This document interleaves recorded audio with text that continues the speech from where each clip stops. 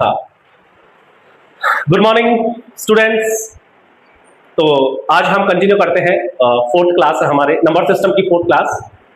तो लास्ट हमने बात की थी, जैसे मैंने बताया आपको, हमने लास्ट लेक्चर में इरेशनल नंबर्स के बारे में बात की थी। ओके, तो मैं एक बार रिकॉल कर देता हूं इरेशनल नंबर क्या है। तो इरेशनल नंबर के बारे में बात की थी हमने। तो मैंने आपको बताया था कि रेशनल नंबर कौन कौन से होते हैं। तो simply we can say that a number which can not be written in the form of p upon q is known as irrational number. Okay, यानी कि एक ऐसा नंबर जिसे हम p अपॉन q की फॉर्म में नहीं लिख सकते हैं, वो इरेशनल नंबर है। ओके, ठीक है, क्लियर है। फिर हमने यहां पे बात की थी कि इरेशनल नंबर के एग्जांपल क्या हो सकते हैं। एग्जांपल की बात की तो एग्जांपल में हमने बात की कि भाई जितने भी नंबर है, जैसे कि अंडर रूट के अंदर, अंडर रूट में ये स्क्वायर रूट होता है या अंडर रूट कहते हैं इसको, तो स्क्वायर रूट में जितनी भी वैल्यूज आती है, लाइक √2 है, √3 है, √5 है, √6 है, √7 है, √8 है, √10 है, लाइक दैट, है ना, एक्सेट्रा। ये जितने भी नंबर है ये सब क्या है, इरेशनल नंबर है। ओके, बट यहां पे मैं बता दूं आपको कि जैसे फॉर एग्जांपल √1 से पहले √2 से पहले √1 क्यों नहीं है, ये बहुत ही पता है आपको, बहुत सिंपली समझ सकते हो आप कि √1 क्या है, एक परफेक्ट स्क्वायर है, इसलिए ये क्या रेशनल नहीं होता है। तो सिंपली इसी तरह √4 नहीं है, इसका मतलब ये भी परफेक्ट स्क्वायर है, इसलिए ये क्या रेशनल बन जाता है, इजीली बन जाता है। इसी तरह यहाँ पे √9 है, ये भी परफेक्ट स्क्वायर है, इसलिए ये भी इरेशनल में नहीं आते। इट मींस जितने भी परफेक्ट स्क्वायर है वो इरेशनल नहीं होते हैं, बिकॉज वो रूट से बाहर आ सकते हैं। चलो, सिंपली आपको ये चीज समझ में आ गई। ओके, इसके बाद हमने बात की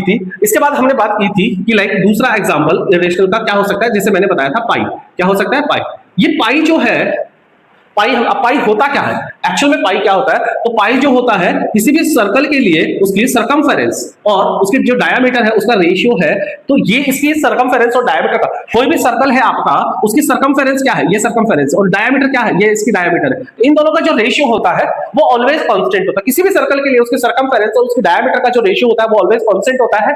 दैट्स व्हाई उस कांस्टेंट वैल्यू को ही हमने नाम दिया है, दैट इज पाई। यही पाई है। ओके, इट मींस पाई की जो भी वैल्यू होती है आपकी फिक्स वैल्यू होती है। ओके, तो सिंपली हमने कहा कि पाई जो है आपका क्या है, इरेशनल नंबर है। एंड साथ ही साथ मैंने बताया था आपको कि जो 22/7 है या फिर 3.14 में भी हम इसको लिखते हैं, लाइक दैट, है ना।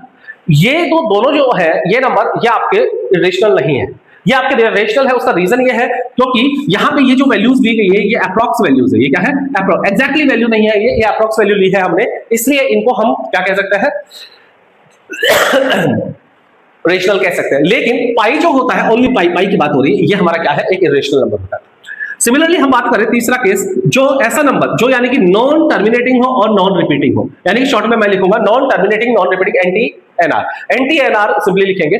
जैसे एग्जांपल देखो, जैसे मैंने लिखा 0.01001001000001 and so on, like that.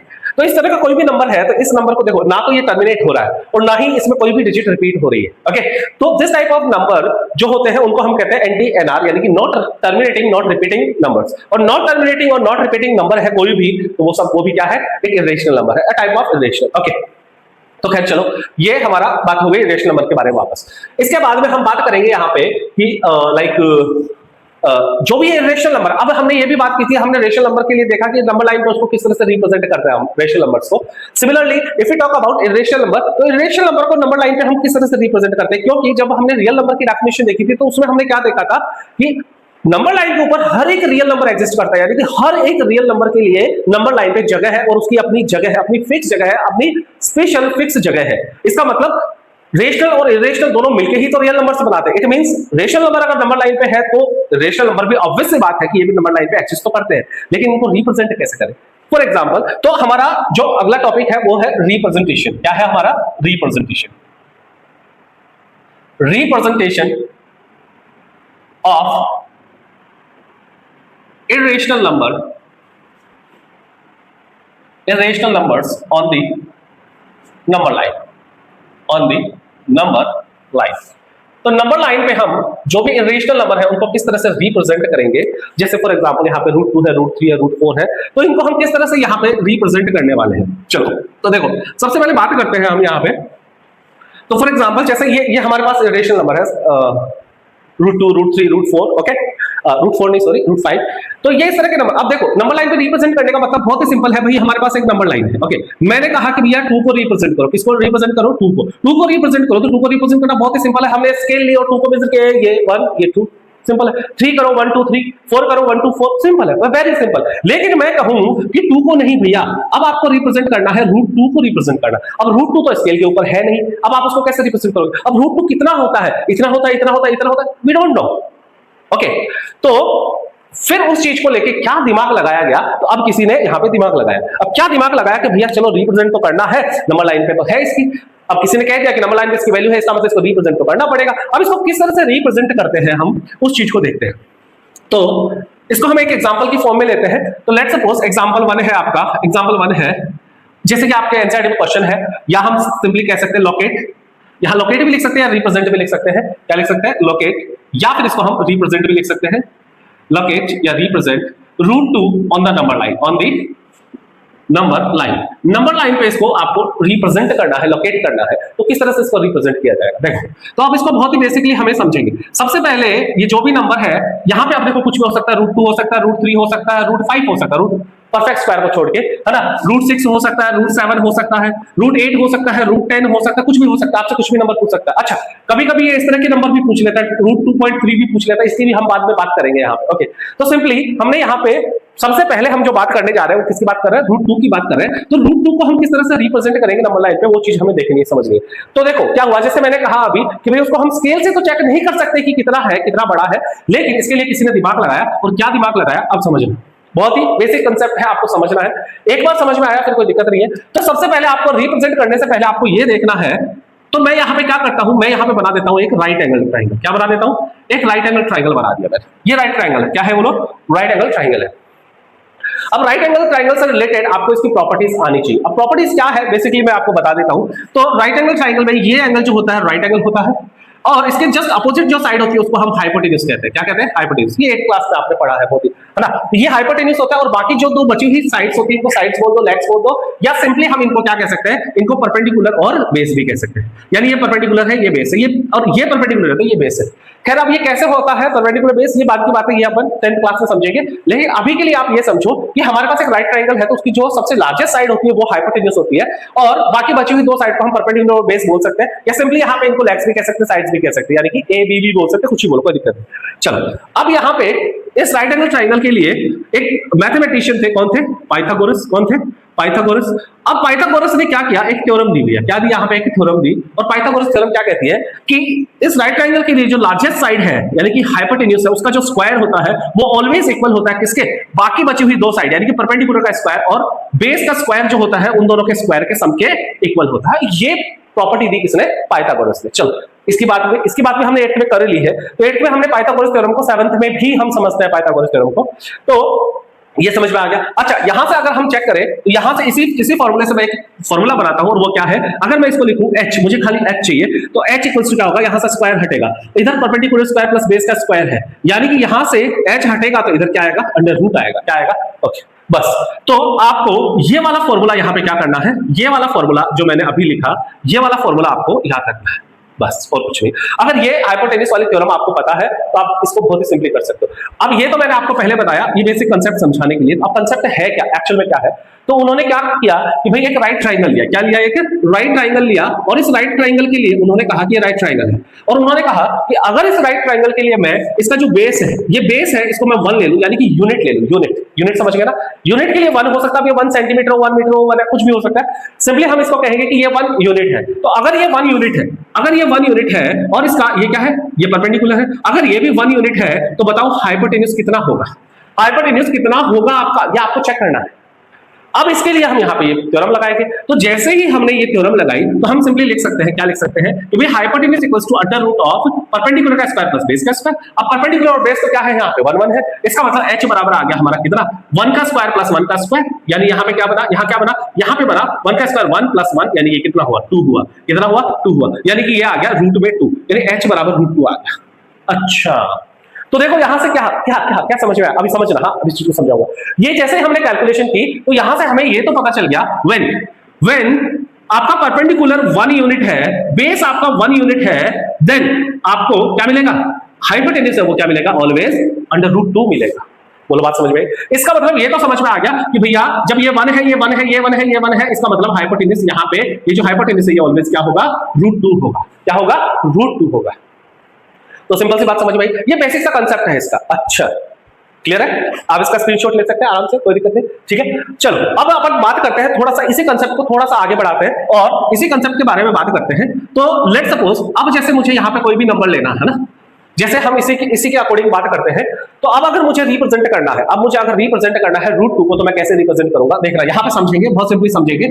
चलो ये परपेंडिकुलर बेस और हाइपोटेन्यूज हमें मिल चुके हैं। अब क्या करना है आपको बनानी है नंबर लाइन। अब ये देखो सबसे पहली चीज तो कि सारे नंबर पॉजिटिव है, इसका मतलब हमें पॉजिटिव नंबर ही चाहिए, हमें नेगेटिव नंबर से मतलब नहीं। तो सिंपली मैं एक नंबर लाइन बनाऊंगा, इसमें पॉजिटिव नंबर्स लूंगा और पॉजिटिव नंबर्स के लिए मैंने क्या किया, यहाँ पे मैंने 0 लिख दिया, ये मैंने 1 लिख दिया, ये 2 लिख दिया और सिंपली इस तरह से यहाँ पे क्या हो गया 3। अच्छा आप स्केल से मेजर करके लिखोगे प्रॉपर इक्वल होना चाहिए। तो ये यूनिट डिस्टेंस मैंने ले लिया। अब इसको मैंने एक यूनिट डिस्टेंस माना, क्या माना? यूनिट। अच्छा कुछ भी हो सकता है, आप इंच भी ले सकते हो, यूनिट होना चाहिए। मतलब जो भी डायमेंशन लो आप, ताकि अगला जैसे मैंने ये 1 लिया, मान लो 1 सेंटीमीटर, तो अगला भी मुझे 1 सेंटीमीटर बनाना है। अगर ये मैंने 1 इंच लिया तो ये फिर वापस मुझे 1 इंच बनाना है। इट मींस जो भी डायमेंशन लो वो फिक्स होनी चाहिए और यूनिट होनी चाहिए। ओके खैर चलो, तो ये 0 1 ले लिया। अब देखो मुझे करना क्या है। अब ये समझना है कि भाई इसके ऊपर मुझे क्या बनाना है, नीचे बेस बनाना है। बेस हमेशा लेना है मुझे क्या? 1। तो यहाँ पे बेस में 1 लूंगा। तो जैसे ही मैंने देखो ये 0 है, ये क्या है आपका? 0 है और 0 से ये 1 है। तो यहाँ पे मैं क्या करना है, ये मैंने मार्किंग कर रखी है पहले से। अब मैं यहाँ से पेन या पेंसिल जो भी होगा उससे इस वाले पार्ट को थोड़ा सा और डार्क कर दूंगा। डार्क मतलब कहने का मतलब यहाँ से लेके यहाँ तक मैंने ये जो पार्ट है यानी कि A और B, इसको A भी बोल सकते हैं, इस पार्ट को मैंने यहाँ पे ले लिया। और ये कितना लिया मैंने? ये लिया मैंने 1 यूनिट। कितना लिया? 1 यूनिट ले लिया, जो भी यूनिट लिया आपने। ओके ये 1 यूनिट हो गया। ओके ये इस तरह से मार्क कर दिया। अब ये क्या कह रहा है कि अब यहाँ पे देखो A से B तक, अब ये कहने का मतलब ये A है, ये वाला पार्ट आपका क्या है? ये वाला पार्ट A है और ये वाला पार्ट B है। इसका मतलब B के ऊपर आपको क्या बनाना है? परपेंडिकुलर ड्रॉ करना है। अब परपेंडिकुलर आप किस तरह से ड्रॉ करोगे वो आपकी चॉइस है। आप कंपास से भी कर सकते हो और आप चाहो तो आपका प्रोडक्टर है या डी है उससे भी आप कर सकते हो, कोई दिक्कत नहीं है। तो किस तरह से करना है वो आपकी चॉइस है। या आप सिंपली किसी भी चीज से यहाँ पे आपको एक परपेंडिकुलर ड्रॉ करना है, मतलब 90 डिग्री बनाना है।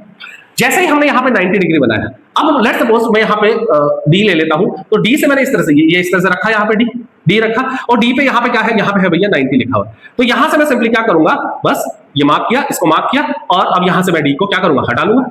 ये डी मैंने हटा लिया। अब इसको मुझे सिंपली क्या करना है? स्केल से कनेक्ट कर देना है। तो ये हमने क्या किया, इसको सिंपली स्केल से कनेक्ट कर दिया। ओके ये लो, ये पूरा बड़ी सी लाइन हमने यहाँ पे बना दी। ओके हाँ, अभी इनिशियली हमने उसको कनेक्ट किया है ये 90 डिग्री, यानी कि अब ये यहाँ पे एक्जैक्टली 90 डिग्री बना है, ये हमें पता चल गया क्योंकि हमने डी से बनाया तो 90 डिग्री तो होगा ही होगा। ओके ना अब क्या करना है, मैंने क्या कहा कि भैया ये अगर आपने 1 यूनिट ली है तो ये भी आपका क्या होना चाहिए? 1 यूनिट होनी चाहिए। अब आपको लेना है आपका कंपास। अच्छा कंपास से भी कर सकते हो आप, स्केल से भी कर सकते हो, कोई दिक्कत नहीं। जो पहले जो आपने ये 1 यूनिट लिया है उतना का उतना आपको यहाँ पे भी क्या करना है। अब कंपास लेना है तो आपको देखो सिंपली मैं हाथ से बताता हूं। तो आपको कंपास से क्या करना है? A से B तक इस तरह से आपको ये मेजर करना है। मेजर कर लिया, अब उसको विदाउट डिस्टर्बिंग आपको B पे रखना है।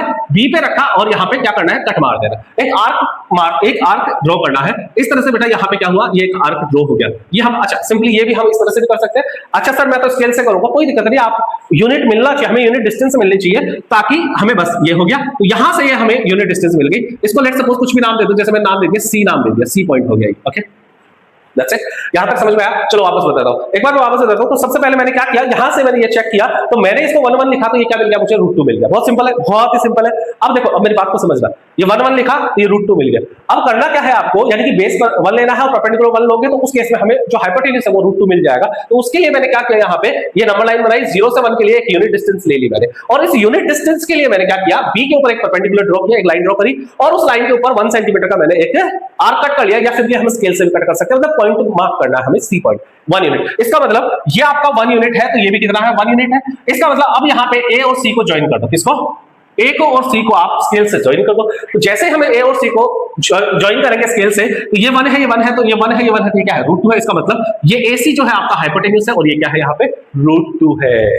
तो सिंपली हमें रूट 2 की मिल गया, रूट 2 मिल गया, बहुत ही सिंपल है, रूट 2 मिल गया। अब करना क्या है, हमें तो नंबर लाइन पे ड्रॉ करना था रूट 2 को, ठीक है। तो अब आपके पास क्या रूट 2, जो रूट 2 जितने डिस्टेंस अब आपके पास अवेलेबल है, अब आपको करना क्या है, कंपास लेना है। क्या लेना है? कंपास, ठीक है। और कंपास से क्या करना है ना, आपको O पे रखना है, O पे रखना है क्योंकि OC is the root 2 here. OC जो है वही आपकी √2 है, ओसी आपकी √2 है, तो आपको क्या करना है, ओसी को मेजर करना है। सिंपली ओसी को ओ पे रखना है, सी पे, इस तरह से कंपास खोला, ओपन किया, और अब चाहो तो आप इसको मेजर करके, ये लो मेजर कर लिया, अब उसको उठा के आप ओ पे रख के इधर आर्क कट कर सकते हैं। एक सिंपल तरीका है। एक क्या कर सकते हैं कि हमने भाई उठाने पर क्या पता थोड़ा डिस्टर्ब हो जाए, एरर आ जाए, छोटी मोटी एरर आए, इसलिए अपन उसको उठाते नहीं है, तो उस केस में हम क्या कर सकते हैं, सिंपली यहाँ पे ये जो ए है, ए, अच्छा ये तो 0 था, है ना, पॉइंट तो हमारा ए है, तो इसको हम लिख देंगे एसी, क्या लिख देंगे, एसी, ओके, हाँ ये तो 0 है, ओके। अब ये लिख दिया हमने, एसी को मेजर किया, अब एसी पे कंपास रखा और लाइक ये कंपास आ गया यहाँ पे, और इसको यहीं से बिना टच किए यहीं से डॉट डॉट डॉट डॉट करके लाइक इस तरह से हम यहाँ पे एक लाइन ड्रॉ कर देंगे, इस तरह से। अच्छा, आप ऐसे नहीं करोगे, आप इस तरह से मेजर करके, ये मेजर किया, फिर ये पे रखा और सी पे रखोगे, तब भी ये यहीं पे आर्क कट होगा, और इस तरह से यहाँ पे ये एक पॉइंट मिल गया हमें, दैट इज डी पॉइंट। क्या मिल गया, डी पॉइंट मिल गया, और ये जो डी पॉइंट है, तो ये एडी है, ये एडी जो है यहाँ पे यही √2 है, ये जो डी पॉइंट है यही क्या है आपका √2 है। तो बहुत सिंपली आपको ये चीज समझ में आ गई होगी कि हम √2 को किस तरह से इस पे ड्रॉ कर सकते हैं। बोलो समझ में आया, कोई दिक्कत नहीं, आप स्क्रीनशॉट ले सकते हो, ठीक है। इसके बाद हम देखते हैं, नेक्स्ट हम देखते हैं कि भाई अब √2 की जगह अगर हमारे पास दूसरा है, लाइक √3 है, √4 है, √4 क्या, √5 है, तो इसको हम किस तरह से रिप्रेजेंट करेंगे। तो पहले मैं आपको यहाँ पे ट्रिक बताता हूं कि भाई इनको लिखा किस तरह से जाता है। तो जैसे देखो, हमने √2 को लिखा, तो √2 के लिए हमने क्या लिखा, बेसिकली यहाँ पे 1 लिया, तो ये क्या आ गया, √2 मिल गया, बहुत सिंपल था। इसी तरह से हम कैसे लिख सकते हैं, अगर मुझे √3 को लिखना है, √3 को लिखना है, तो यहाँ पे बहुत ही सिंपल सी चीज है कि भैया √3 के लिए मुझे क्या करना पड़ेगा। अब इस चीज को समझना है आपको। तो मैंने ये कैसे किया, देखो मैंने जब हाइपोटेन्यूज को लिखा, अंडर रूट परपेंडिकुलर का स्क्वायर प्लस बेस का स्क्वायर लिखा, यही तो लिखा। अब मेरे पास नंबर क्या था, इस केस में क्या था, मेरे पास √2 है। अब √2 मुझे, यानी कि यहाँ मुझे √2 चाहिए सिंपली। तो देखो रूट की जगह तो रूट लगा हुआ है, रूट की जगह रूट है, बेसिकली यहाँ पे नंबर क्या है, हमारा नंबर है 2। अब इस 2 को मुझे क्या करना है, यहाँ पे ब्रेक करना है। ब्रेक करना मतलब उनको सम में लिखना है, प्लस में 2 डिजिट से परपेंडिकुलर बेस की फॉर्म में लिखना है। अब आपको इसको ब्रेक करने का तरीका बता देता हूं भाई। जैसे कोई भी नंबर है 2 है, ओके 2 है, तो आपको इसको ब्रेक करने का क्या तरीका है कि सबसे पहले ये जो नंबर है इसमें एक डिजिट तो फिक्स होगी, यानी कि ये वाली डिजिट तो फिक्स होगी, दैट इज 1, और बाकी बची हुई को इधर लिख दो। तो 2 को जब हमने ब्रेक किया तो ये तो 1 आ गया, तो ये भी क्या आ गया, 1 आ गया। इसी तरह से 3 को जब ब्रेक करेंगे तो 3 के लिए क्या आएगा, देखो यहां तो मैंने 1 लिख दिया, तो यहां क्या आ जाएगा, 2 आ जाएगा, 2 + 1, देखो 1 + 1 2, 2 + 1 3। इसी तरह जब 5 के लिए लिखेंगे तो यहां तो मैंने 1 लिख दिया, यहां क्या लिखेंगे बोलो, इसको मैं 4 लिख सकता हूं। क्या लिख सकता हूं, 4, और 4 + 1 क्या होता है, 5 होता है। सिमिलरली अगर हम यहां बात करें 6 की बात करें, तो 6 को भी मैं देखो यहां पे तो 1 लिख दूंगा और यहां क्या लिख दूंगा, 5 लिख दूंगा, यानी ये 5 + 1 6 हो रहा है। इस तरह का कॉम्बिनेशन आप बना सकते हो, कोई दिक्कत नहीं है। मैंने क्या कहा कि एक डिजिट तो फिक्स है, आपको 1 रखनी है, एक डिजिट तो हमेशा आपको क्या रखनी है, 1 रखनी है, और बाकी जो बचे वो डिजिट रह जाएगी, कोई बात। सर इसका क्या मतलब, इसका कोई मतलब नहीं है, देखो समझो, बहुत सिंपल सी चीज है, आपको बस समझने की चीज है। क्या करना है, अब करना क्या था, यही मैंने यहां पे किया, यानी कि ये जो दोनों डिजिट है ये परपेंडिकुलर है, तो ये बेस, समझ रहे हो, या फिर मैं कहूं कि ये आपका बेस है तो ये आपका परपेंडिकुलर है। सिमिलरली यहां पे भी मैं कहूं कि ये आपका बेस है तो ये परपेंडिकुलर है, ये बेस है तो ये परपेंडिकुलर है, ये बेस है तो ये परपेंडिकुलर है, बस ये बेस और परपेंडिकुलर है एक्चुअली हमारे पास।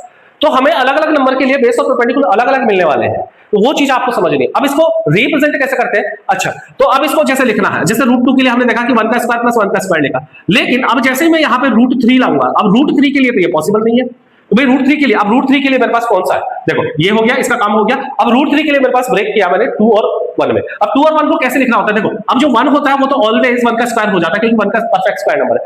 लेकिन जो नंबर परफेक्ट स्क्वायर नहीं है, जैसे फॉर एग्जांपल 2 नहीं है परफेक्ट स्क्वायर, तो उसको हमेशा क्या करना है, आपको कुछ नहीं करना, उस नंबर को परफेक्ट स्क्वायर बनाने के लिए बस खाली अंडर रूट में लिख दो और उसका स्क्वायर लगा दो। पहले उसको अंडर रूट में लिखो, फिर उसका स्क्वायर बना दो। तो यहां से ये देखो, अब √2 का स्क्वायर क्या होता है, √2 × √2 दैट इज 2, और 2 + 1 1 का स्क्वायर 1 ही होता है, तो 2 + 1 3, इसका मतलब √3 ही है ये, बस हमने इसको थोड़ा सा मॉडिफाई करके लिख दिया है। ओके ना, इस तरह से हमने इसको लिखा। अब करना क्या है, अब इस तरह से ये मिल गया। अब ये क्या है, ये हमारा पूरा हाइपोटेन्यूज है, तो इस केस में ये क्या है बोलो, ये क्या है, ये परपेंडिकुलर का स्क्वायर है और ये बेस का स्क्वायर है। बहुत सिंपल सी बात है, ये बेस का स्क्वायर है। इसका मतलब यहां पे अगर हम बात करें हियर, हाइपोटेन्यूज तो क्या है, हाइपोटेन्यूज तो आपका √3 है, यानी h तो आपका √3 है, परपेंडिकुलर कितना है, तो p बराबर कितना है आपका √2 है, p आपका √2 है, बात समझ लो। अच्छा इसको अगर हमने वहां पे देखो इसको बेस माना था, तो इसको बेस लिख दो, कोई दिक्कत नहीं, एक ही बात है, चलेगा, ये भी चलेगा, है ना। इसको बेस मान लिया, इसको परपेंडिकुलर मान लिया। इसका मतलब हमारा यहाँ पे बेस क्या है, बेस √2 है, और परपेंडिकुलर हमारे यहाँ पर क्या है बोलो, 1 है। चलो ये चीज हमें मिल गई, इसका मतलब अब हम हमारा राइट ट्रायंगल ड्रॉ कर सकते हैं। और जैसे ही हम √2 बेस का और 1 परपेंडिकुलर का राइट ट्रायंगल बनाएंगे तो वहां से हमें हाइपोटेन्यूज उसका क्या मिलेगा, √3 मिल जाएगा। क्या मिल जाएगा, √3 मिल जाएगा। जैसे ये देखो, अगर मैंने इसका बेस लिया √2 और इसका ये परपेंडिकुलर लिया 1, तो ये जो मिलेगा मुझे क्या मिलेगा, √3 मिलेगा। बोलो समझ में आया? सिंपल सी चीज थी।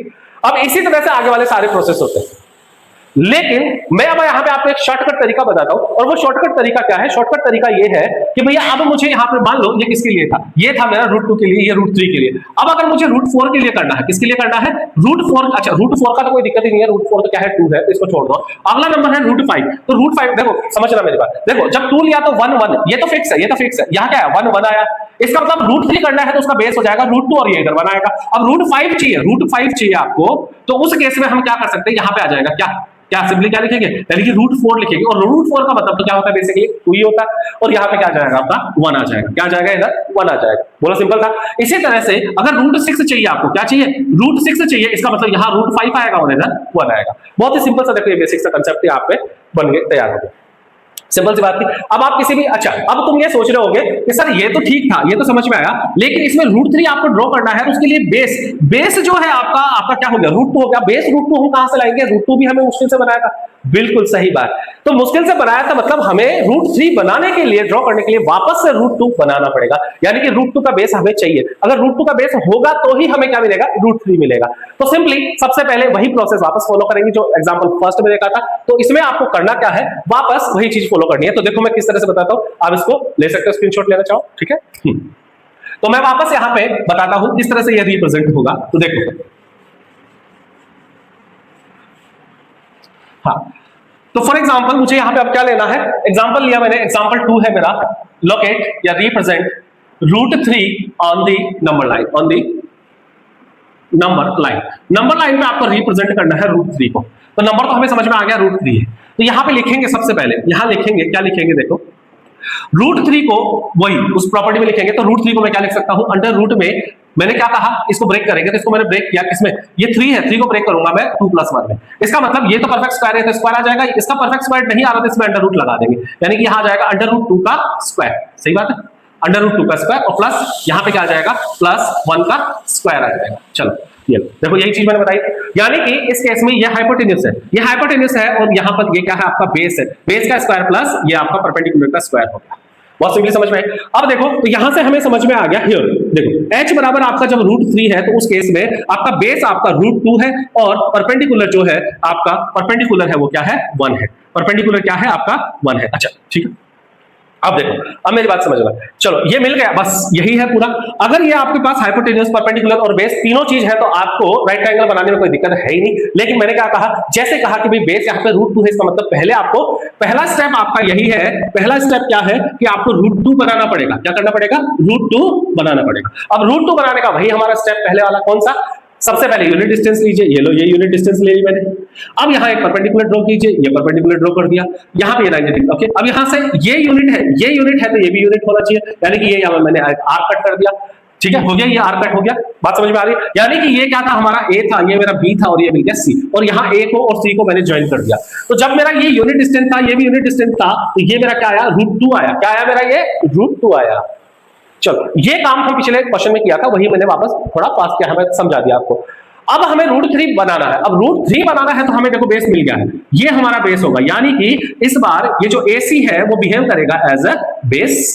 अब यहां से C से हमें एक परपेंडिकुलर ड्रॉ करना है। अब देखो बहुत सिंपल सी बात है, अगर लाइन सीधी होती है तो परपेंडिकुलर इस तरह से आता है, अब लाइन टेढ़ी है तो परपेंडिकुलर इस तरह से आएगा, यानी कि इसके साथ में 90 डिग्री बनना चाहिए। ये इस चीज का ध्यान रखना। तो यहाँ पे AC एज अ बेस काम करेगा, और AC कितना है यहाँ पे, √2 है आपका। ओके, ये आपका यहाँ पे एज अ बेस काम करेगा।